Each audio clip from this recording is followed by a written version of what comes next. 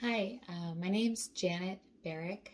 I'm going to be talking about a basic psychological concept of behavioralism or behavioral psychology. Um, Behavioral psychology is the belief that people's responses are determined by their environmental stimulus. That's the stimulus will help predict their actions. Behavioralism or behavioral psychology shifts psychology from studying the mind to studying behavior. In the early 1900s, behavioralism became popular by someone, I think they're calling him the founding father of behavioral psychology, John B. Watson. Um, he took a lot of his early learnings from Ivan Pavlov. Pavlov was responsible for creating the framework of classical conditioning. Pavlov started his experimenting on animals. He was famous for his teaching of Pavlov's dogs, where he was able to predict certain responses in a controlled environment when he noticed that the dogs salivated when they heard an assistant walking back and forth at a certain time. They realized that they were going to get fed. So they started salivating as soon as they heard the assistant walking. He switched that stimulus from the walking and he started using a metronome.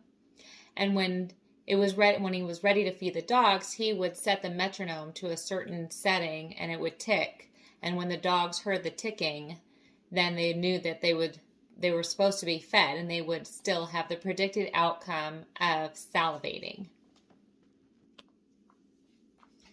So John B. Watson took this a little bit further. He believed that you could apply the predicted and learned behavior from the animals and apply it to humans and predict a human's behavior.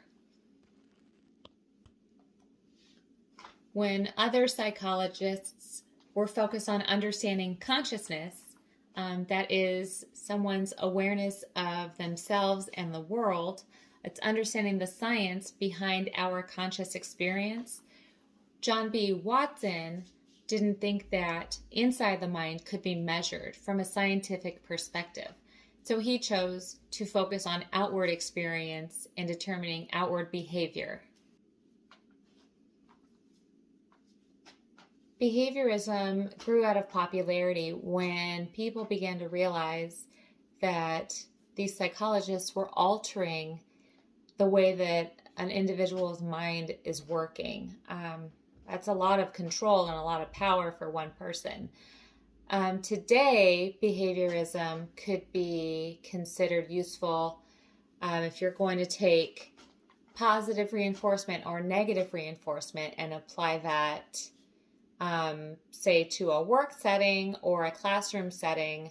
Behavioral psychology is still relevant in certain circumstances today.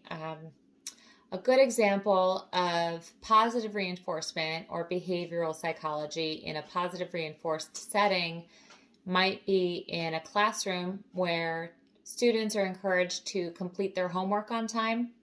And at the end of the week, if they've completed all of their assignments on time, they're given a reward. They can choose something out of a toy box in a teacher's classroom. Maybe with your kids at home, you've created a star chart where if your kids complete chores at the end of the week, if they've gotten all of their stars, then maybe you take them to the store, get them a toy. Maybe they've earned an allowance. They've earned, an extra hour of TV. That would be examples of positive reinforcement and also apply towards behavioral psychology. Negative reinforcement, the best example I have would be maybe with my 2-year-old. She's in this phase right now where she's screaming a lot. And she screams inside the house, she screams in the car, she screams outside, she screams with the dogs, she screams if she doesn't get her way. I'm trying to help her understand that screaming inside is not appropriate. And my negative reinforcement for that is giving her a 2-minute timeout. I couldn't tell you if it's working at this point because she's still screaming, but the idea is that over time she will learn the consequences of her actions, and she would rather not scream and get a timeout. She would behave the way I'm asking her to behave. So that's all I have for you. Hopefully you have a better understanding of behaviorism and how it all started and how it can be applied today. So if you have any questions or if you have any comments, I'd love to hear them. You can put them in the discussion board underneath this posting. Thanks.